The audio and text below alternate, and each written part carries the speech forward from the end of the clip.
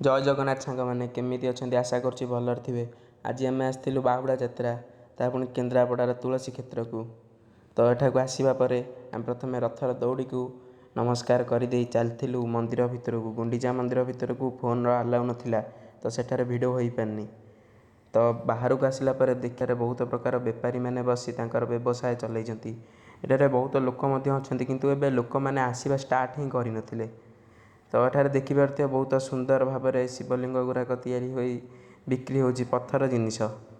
तो तापर एठार पुलिस कर्मी मैंने काम स्टार्ट करदे एवं देखे कि सुंदर पितल बासन एवं कंसार बासन गुड़िक बिक्री होची।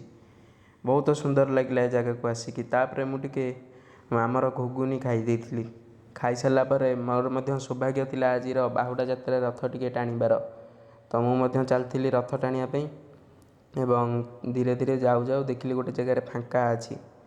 तो फांका जगह देखी हाथ गलई देती। कथार अच्छी भाग्य थिले प्रभुंर रथ दौड़ी टी छुईबा को मिले।